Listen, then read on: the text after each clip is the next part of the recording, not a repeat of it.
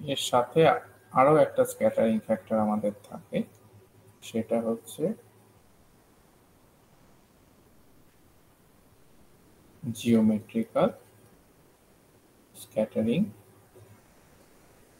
Factor, অথবা geometrical structure factor, অথবা geometrical form factor, অথবা জিওমেট্রিক্যালের বদলে crystal form factor, crystal structure factor, সব একই। ঠিক আছে, নামটা শুনেই বোঝা যাচ্ছে যে একটা অ্যাটমের জিনিস, অ্যাটম থেকে যেটা হচ্ছে সেইটা আমরা ধরছি, আর একটা হচ্ছে জিওমেট্রিক্যাল মানে পুরো জিনিসটার মানে একটা স্ট্রাকচার, জিওমেট্রিক্যাল স্ট্রাকচার থেকে আমরা যেটা হচ্ছে সেটা অবশ্যই এখানে ক্রিস্টালের কথাই বলা হচ্ছে। তো অ্যাটমিক স্ট্রাকচার ফ্যাক্টরটা ডিপেন্ড করছে আমার কটা অ্যাটম আছে, কি আছে, এইসব।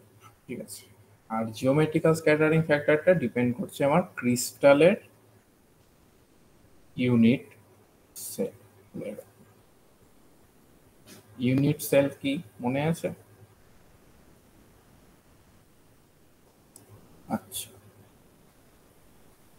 আচ্ছা, ঠিক আছে, একটু জাস্ট একটা জিনিস আমি জেনে নিই কতদূর মনে আছে। ক্রিস্টাল স্ট্রাকচার কয় প্রকারের হয় অ্যাটমিক অ্যারেঞ্জমেন্ট অনুযায়ী?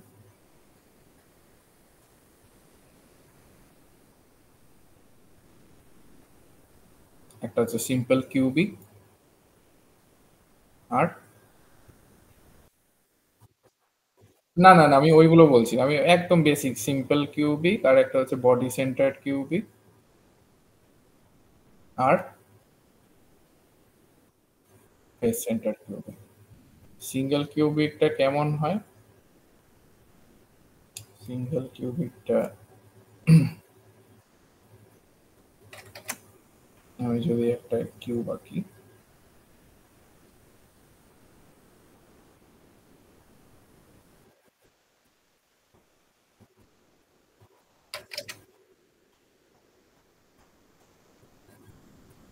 বেশ, তাহলে সিম্পল কিউবিকে আমার প্রত্যেকটা কর্নারে একটা করে অ্যাটম আছে।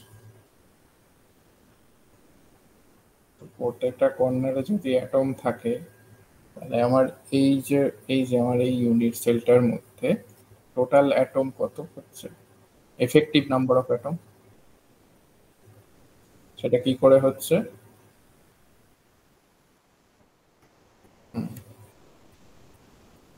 8টা কর্নারে প্রত্যেকটা 1 8 করে থাকছে, মানে একটা হচ্ছে। বিসিসি তে আমি এটাতেই মডিফাই করছি, বিসিসি তে কি হয়, মাঝে আরো একটা থাকে, তাই তো, মানে পুরো বডির মাঝে কেন্দ্রবিন্দুতে আরো একটা অ্যাটম থাকছে। তো তখন আমার বিসিসি তে এফেক্টিভ নাম্বার অফ অ্যাটম কত হচ্ছে? দুটো, মানে 8 ইন্টু প্রত্যেকটা কোণে, তো এটার জন্য হচ্ছেই একটা প্লাস একটা। আচ্ছা, এফসিসি তে আমার প্রত্যেকটা ফেজের সেন্টারে চারটে নয়, ছটা। হ্যাঁ, মানে তুমি চারটে কোনটা বলছো? হ্যাঁ, এফেক্টিভ অ্যাটম নাম্বার চারটে হবে, কারণ হচ্ছে ছটা কোণে হাফ হাফ করে থাকছে, মানে 8 ইন্টু 1/8 প্লাস 6 ইন্টু হাফ, তাহলে 1 প্লাস 3, চারটে।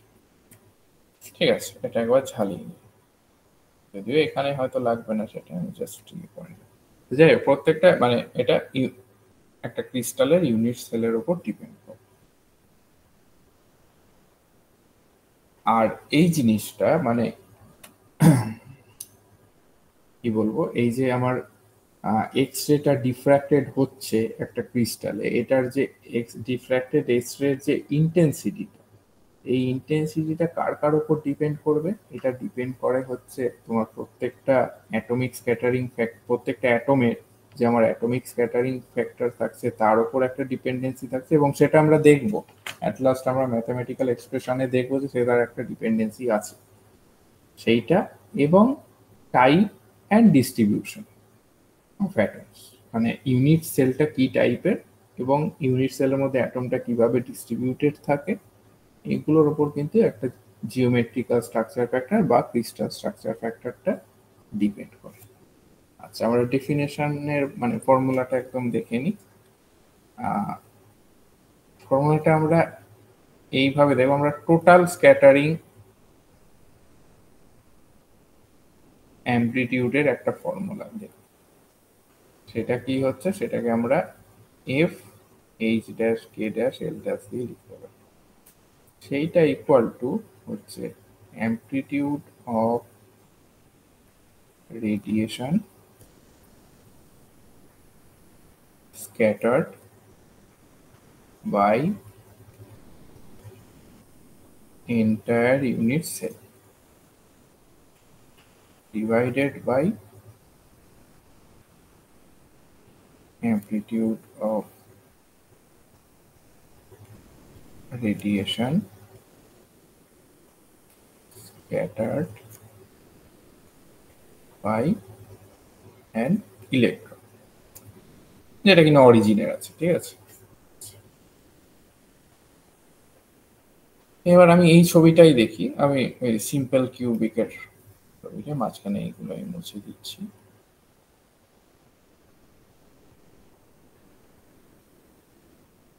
সিম্পল কিউবিকের ছবিটাই দেখি। ধরো এইখানে তো আমার একটা অ্যাটম আছে, তো এখানে আমার এক্স রেটা এসে এখান দিয়ে স্ক্যাটার্ড হয়ে গেল।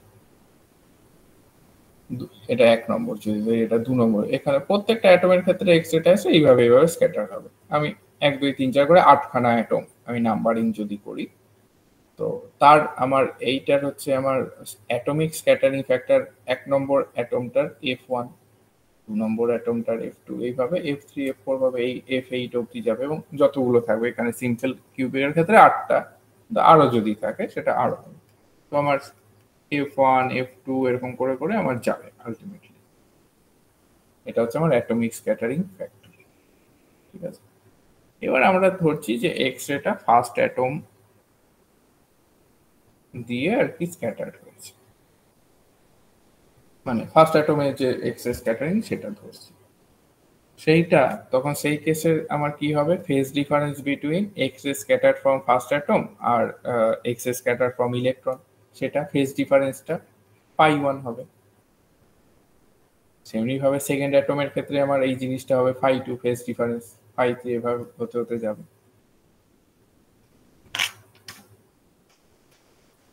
তাহলে আমি F h dash k dash l dash এটাকে আমরা লিখতে পারি F1 e two the power i5, এটা ফার্স্টের জন্য।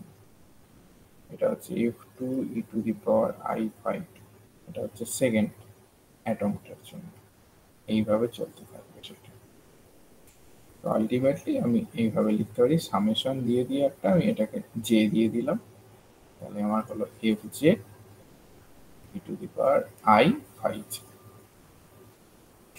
এটা আমার একটা ইকুয়েশন, এটা আমার হচ্ছে।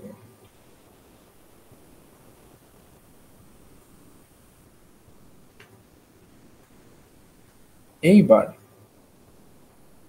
আমরা ফাই জে এটাকে আর কি বের করতে হবে। ফাই জেটা কি? Phi J is the phase difference between X ray scattered from jth atom of unit cell and scattered from electron which is at origin. Okay, তো সেই ফাই জেটাকে আমরা কিভাবে লিখতে পারি? ফাই জেটাকে সেই একই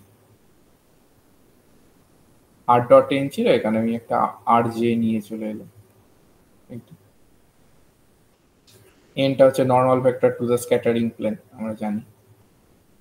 আচ্ছা, এবার এই ফাই জেটা আমি 1 এ বসাই যদি, তাহলে কি পাবো? তাহলে পাবো এইরকম।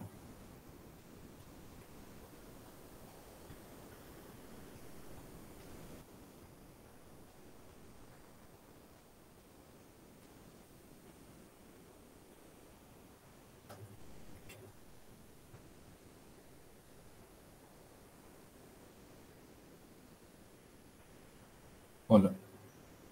এবার এটাকে নিয়ে একটুখানি দেখা যাক কি করা যায়। লেট আর জে, এটা হচ্ছে U J A plus B J B plus W J C. তাহলে আর জে ডট এন কি হবে? U J A dot N V J B dot N plus W J C dot N. এবার আমরা একটু যদি লাউর equation গুলো মনে করি,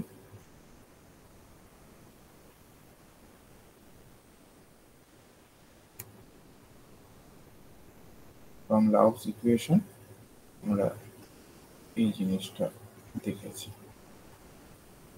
এখানে আমি এইচ ড্যাশ দিয়ে লিখছি বলে এইচ ড্যাশ দিয়ে,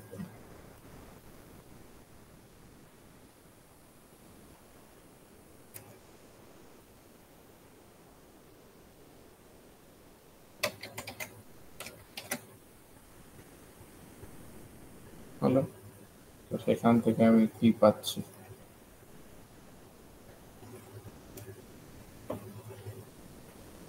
এ ডট এন এর জায়গায় এইচ ড্যাশ এটা।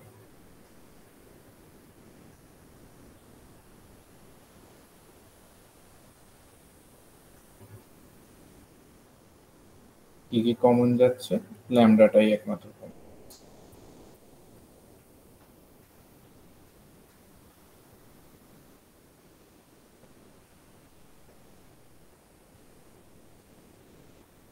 আচ্ছা, এবার আমার ইকুয়েশন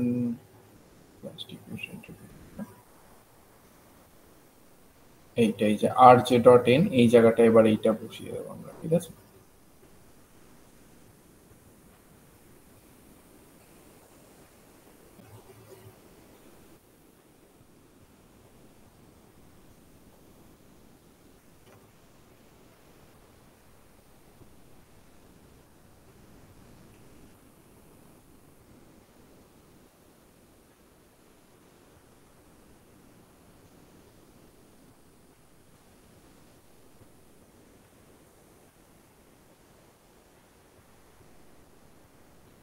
ল্যামডা ল্যামডা এখানে গেল কেটে।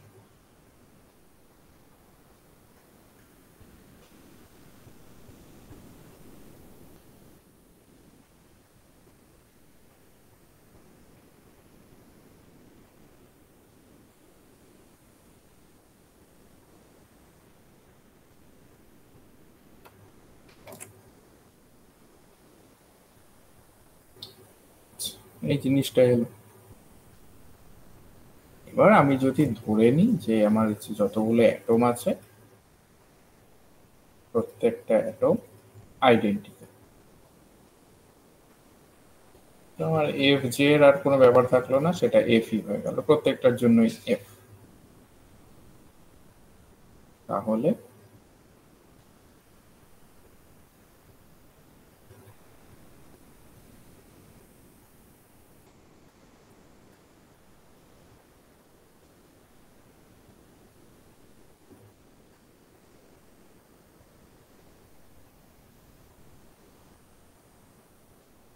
এই জিনিসটা হবে। এই যে এফ বাদ দিয়ে বাকি টার্মটাকে এস যদি বলি,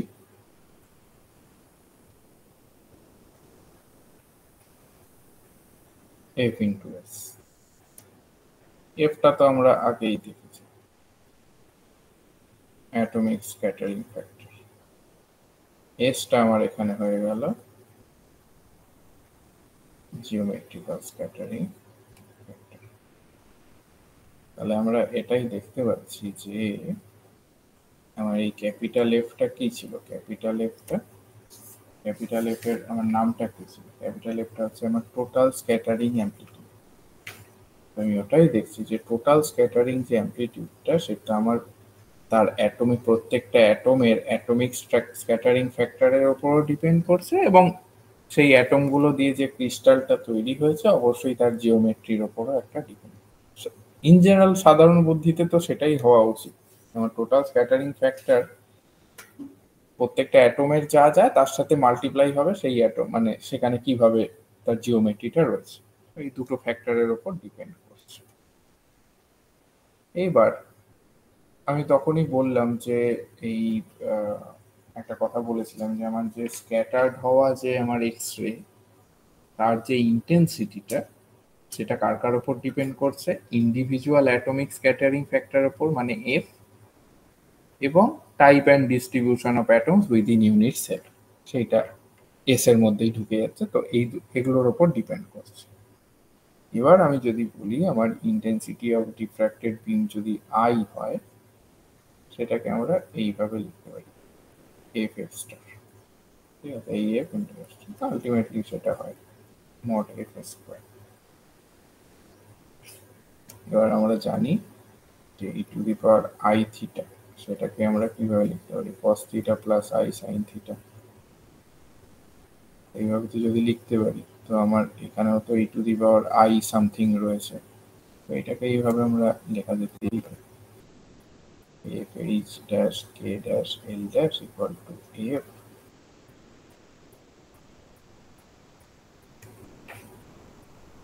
cos 2 pi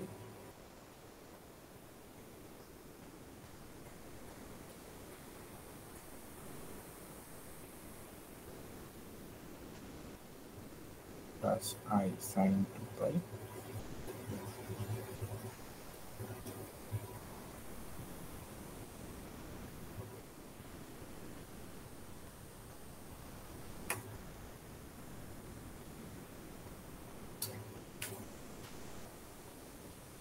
এই জিনিসটা যদি হয়, এবার তুমি আই এফ, তো এইটা এফ স্টার স্বাভাবিকভাবে প্লাসের জায়গায় এটা মাইনাস হয়ে যাবে, তো আলটিমেটলি যদি আইটা বের করতে চাও তো গুণ ফুন হয়ে আলটিমেটলি যেটা আসে হচ্ছে এটা স্কোয়ার টাইপের চলে আসবে, এটা করলেই দেখতে হবে হাতে করলে।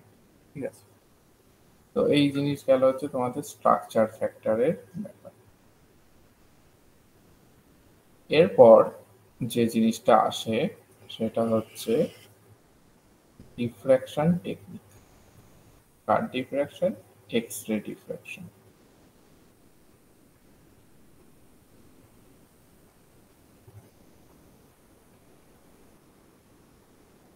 X-ray diffraction techniques. X ray diffraction দিয়ে যে কোনো ক্রিস্টালকে ক্যারেক্টারাইজ করা হয়, যে সেই ক্রিস্টালটা কেমন, তার ভেতরে অ্যারেঞ্জমেন্টটা কেমন, এইসব জিনিসগুলো, এবং তার ভেতরে কোনো মানে ইমপারফেকশন বা কোনো ডিফেক্ট রয়েছে কিনা সেই ক্রিস্টালটাতে, এইসব জিনিসগুলো এক্স-রে ডিফ্র্যাকশন টেকনিক দিয়ে করা যায়, এবং সেই ক্রিস্টালের যে ক্রিস্টালাইন প্লেন, সেই কি কি প্লেন রয়েছে সব এগুলো করা যায়। এটা হচ্ছে এক্স রে ডিফ্রাকশনটা খুব বেসিক, মানে খুব বেসিক এবং খুব কি বলবো প্রাইমারি একটা জিনিস। যে কোনো মানে সলিড স্টেটে যারা ধরো মানে যে কোনো এক্সপেরিমেন্ট বা কাজ করে, যে কোনো স্যাম্পেল বানালে সেটা এক্স আর ডি, শর্টে এটাকে বলা হয় এক্স আর ডি, তো এক্স রে ডিফ্রাকশন টেকনিক দিয়ে সেটাকে বুঝতে পারে যে সেই জিনিসটা সে যেমন চাইছে তেমন হয়েছে কিনা, বা তার মধ্যে অ্যাটমিক প্লেনগুলো কিভাবে রয়েছে, এইসব। এটা খুব বেসিক একটা জিনিস এবং খুব ভালো একটা জিনিস। তো এরকম এক্স রে ডিফ্রাকশন টেকনিকের আমার চারখানা মেথড রয়েছে। আমি চারটে উপায়ে এক্স রে ডিফ্রাকশনটাকে পারফর্ম করতে পারি। সেই আমার টাইপগুলো কি কি? একটা হচ্ছে লাউ মেথড, 2 নম্বর হচ্ছে রোটেটিং ক্রিস্টাল মেথড, 3 নম্বর হচ্ছে অসিলেশন অ্যান্ড বার্গার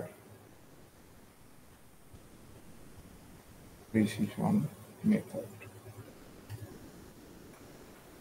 4 নম্বর হচ্ছে পাউডার ফটোগ্রাফ মেথড।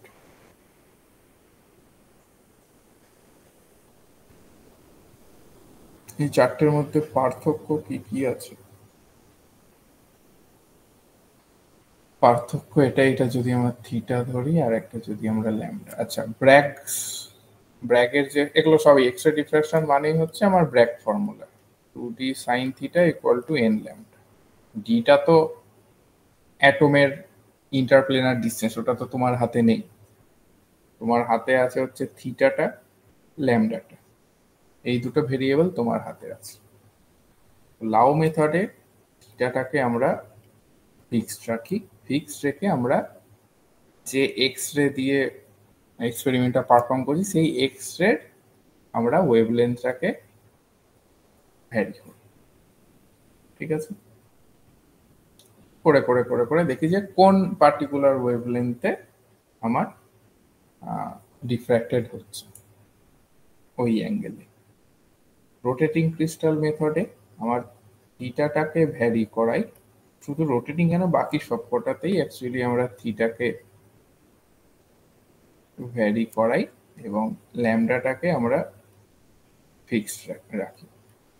মানে আমরা একটা পার্টিকুলার ওয়েভলেন্থের এক্সরে পাঠাই এবং সেই এক্সরেটা বিভিন্ন অ্যাঙ্গেলটাকে ঘোরাই, অ্যাঙ্গেল ঘুরিয়ে ঘুরিয়ে ঘুরিয়ে ঘুরিয়ে দেখি কোন অ্যাঙ্গেলে এক্সরে ডিফ্র্যাকশনটা হচ্ছে।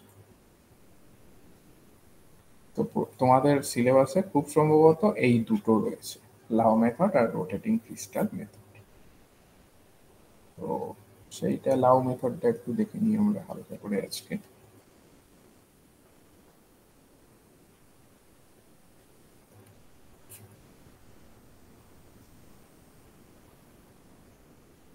লাউ মেথডে আমরা ল্যামডাটাকে তো ভ্যারি করাই, সো রেঞ্জ অফ ল্যামডা মোটামুটি আমরা 0.6 অ্যাংস্ট্রম থেকে 2 অ্যাংস্ট্রমের মধ্যে রাখি, ঠিক আছে। আর যে আমাদের যে ক্রিস্টালটা বা স্যাম্পেলটা ইউজ করি সেটা হচ্ছে single crystal sample. Single crystal sample সম্পর্কে, মানে সিঙ্গেল ক্রিস্টাল সম্পর্কে কারোর কিছু ধারণা আছে? সিঙ্গেল ক্রিস্টাল কাকে বলে?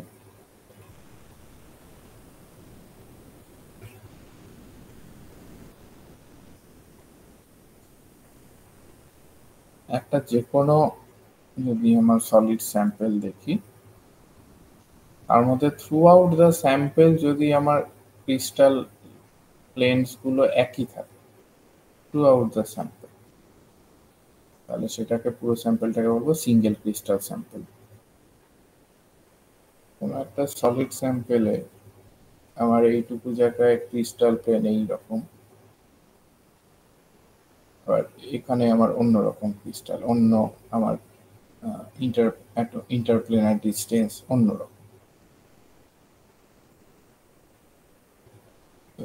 এগুলোকে বলবো যে মানে টোটালটাকে বলবো পলিক্রিস্টালাইন স্যাম্পল, কারণ এখানে অনেকগুলো ক্রিস্টালাইন রয়েছে।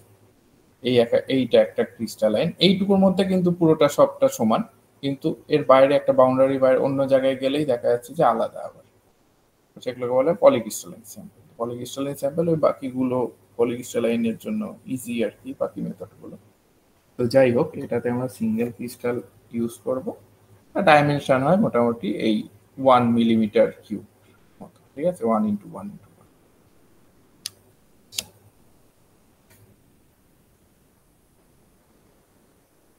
একবার এক্সপেরিমেন্টাল সেট আপটা দেখে নিই স্কিমেটিক ভাবে কিরকম হয়।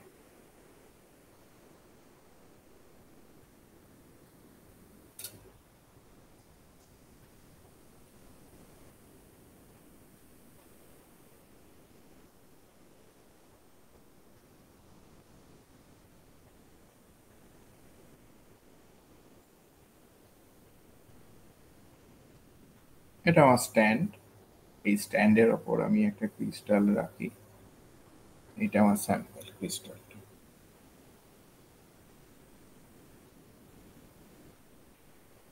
Single crystal. এটা আমার স্কেল, এখানে স্কেল আঁকা থাকে এটা ঘোরানোর জন্য অ্যাঙ্গেলের স্কেল। এটা হচ্ছে গয়নোমিটার, এটা ঘোরানোর জন্য আর কি ইউজ করা হয়। তো এক্ষেত্রে তো আমার ঘোরানোর কোনো ইয়ে নেই, কারণ আমার থিটাটা ফিক্সড।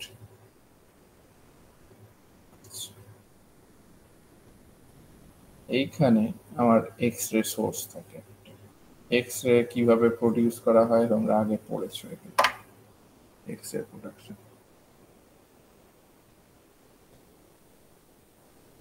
ক্যাথোড অ্যানোড থাকে, এক্স রে প্রোডাকশন। এখান থেকে আমার এক্স রে গুলো আসবে, ঠিক আছে। এবং এইখানে আমার একটা ফটোগ্রাফিক ফিল্ড থাকে।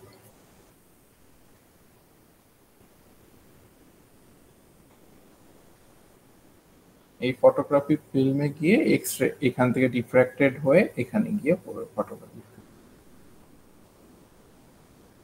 আবার কিছু এক্স রে এখান থেকে ডিফ্র্যাক্টেড ব্যাকেও আসতে পারে, তার জন্য আমরা ব্যাকেও একটা ফটোগ্রাফি ফিল্ম রাখতে পারি। এবার অবশ্যই মাঝখানে একটা ফাঁকা থাকবে যেটা দিয়ে এক্স রেটাকে তো যেতে হবে, তো এখান দিয়ে এক্স রেটা পাস হয়ে এখানে সেখান থেকে হয় এদিকে যায়, নয় আবার মানে কিছু কিছু আবার ব্যাক করে এদিকে আসে। ফটোগ্রাফিক ফিল্ম কেন ইউজ করা হয়? কারণ হচ্ছে এক্স রেটা গিয়ে পড়ছে, এক্স রেটা গিয়ে যখনই পড়বে কোন কোন জায়গায় গিয়ে এক্স রেটা পড়ছে, এক্স রে তো আর আমরা দেখতে পাচ্ছি না, আমরা নর্মাল যে ভিজিবল লাইট আমরা দেখতে পাবো যে এই জায়গায় গিয়ে পড়ছে, কিন্তু এক্স রেটাকে তো আর দেখতে পাচ্ছি না, তো আমাদেরকে তো একটা কিছু বুঝতে হবে যে কোথায় গিয়ে পড়ছে। তো ফটোগ্রাফিক ফিল্মের ধর্মটাই হচ্ছে তাই, তার উপর কোনো ইলেকট্রোম্যাগনেটিক রেডিয়েশন যদি হয় তাহলে সে সেখানে একটা স্পট দিয়ে দেবে অটোমেটিক্যালি। তো যদি আমার এক্স রেটা এখানে গিয়ে পড়ে তো এখানে আমার একটা স্পট হয়ে গেল। আবার কিছু প্লেনের জন্য এক্স রে এখানে গিয়ে পড়ছে, এখানে একটা স্পট, এরকম ভাবে বিভিন্ন জায়গায় বিভিন্ন স্পট হতেই পারে। সেই স্পটগুলো অ্যানালাইজ করে আমরা বলতে পারবো যে এই সিঙ্গেল ক্রিস্টালটার মধ্যে কতটা মানে কি কি প্লেন রয়েছে।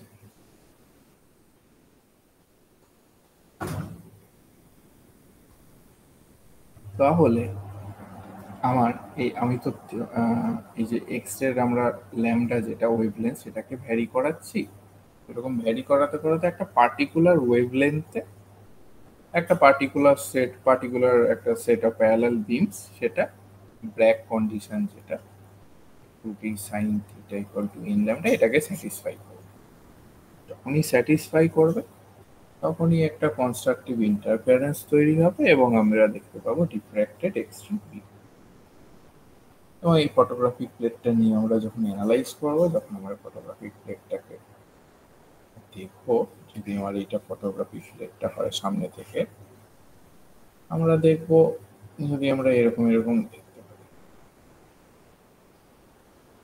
এই জায়গাগুলোতে স্পট গুলো পড়েছে, মানে এই জায়গাগুলোতে এক্স রে গুলো গিয়ে পড়েছে।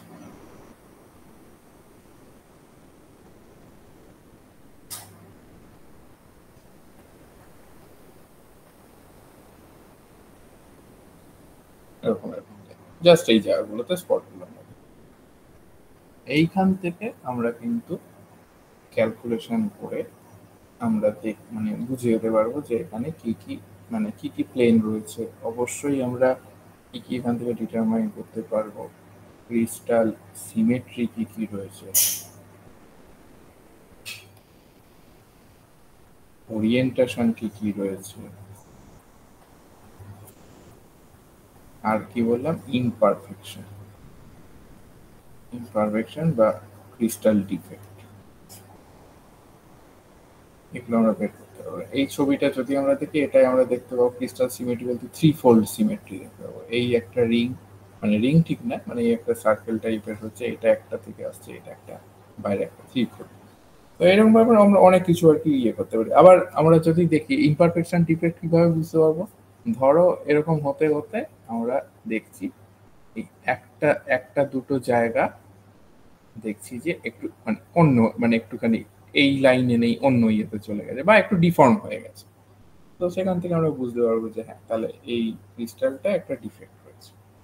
এবং ডিফেক্ট বা ইমপারফেকশন কথাটা মানে অনেক সময় মানে শুনতে খারাপ লাগলো যে মনে হতে পারে এটা থাকাটা ভালো নয়, কিন্তু অনেক অ্যাপ্লিকেশনের ক্ষেত্রে ডিফেক্ট থাকলে বরং ভালো হয়। ঠিক আছে, শুনতে অবাক লাগলেও এটা সত্যি।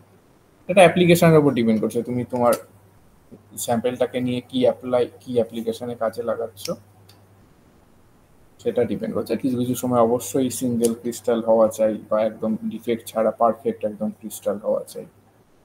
ঠিক আছে, তো আবার কোনো কোনো সময় ডিফেক্ট থাকলেই ভালো হয়, এইরকম আর কি। তো এইটা হচ্ছে তোমার হচ্ছে লাউ মেথডে এক্স রে ডিফ্রাকশন। নেক্সট আর একটা মেথড তোমাদের আছে, এটা হলো রোটেটিং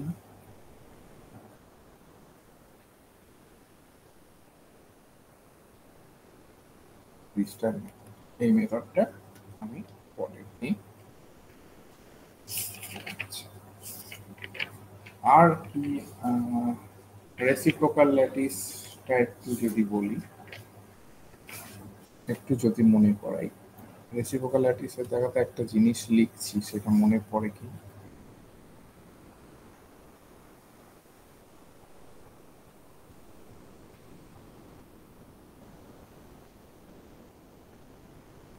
এই জিনিসটা মনে পড়ছে?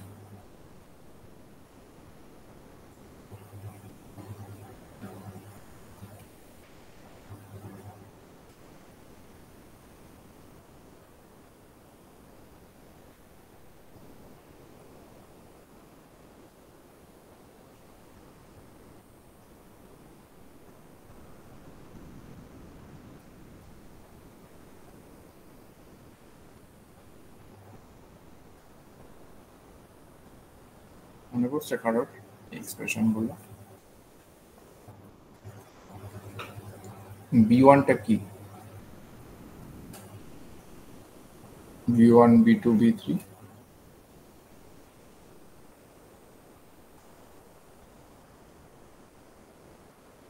Axis vectors of reciprocal lattice. তেমনি A1, A2, A3 axis vector of real lattice বা direct lattice.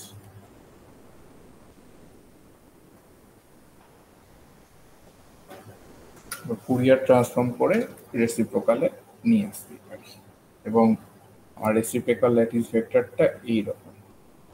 আচ্ছা, B1, B2, B3 এর একটা প্রপার্টি, এটা হচ্ছে BI ডট AJ, সেটা হবে হচ্ছে 2 pi directed function of I J। এবার যখন বুঝতেই পারছো, যখন I ইকুয়াল টু J, তখন DIJ ইকুয়াল টু 1, মানে B1 into A1, B1 dot A1 সেটা হবে 2 পাই। আবার যখন I not equal to J, তখন DIJ ইকুয়াল টু 0, মানে B1 dot A2, B2 dot A1 এগুলো হবে সব 0। তো রেসিপ্রোকাল ল্যাটিস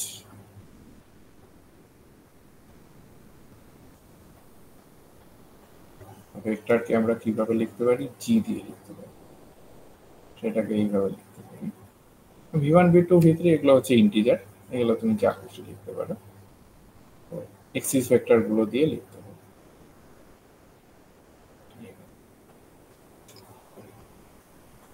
ঠিক আছে, এবং প্রত্যেকটা ক্রিস্টাল স্ট্রাকচারেরই এইরকম দুটো ল্যাটিস রয়েছে।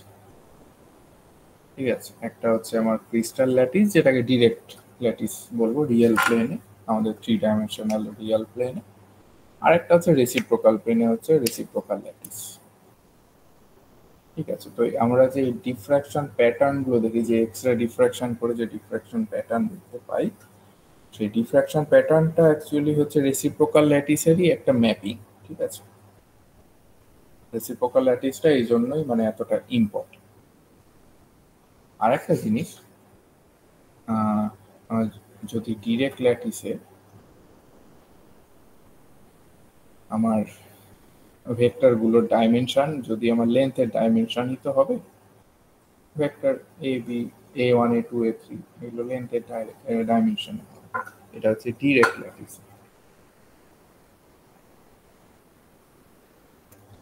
আর হচ্ছে আমার রেসিপ্রোকাল ল্যাটিসে, কথাটা শুনেই বোঝা যাচ্ছে কি ডাইমেনশন হবে বলে?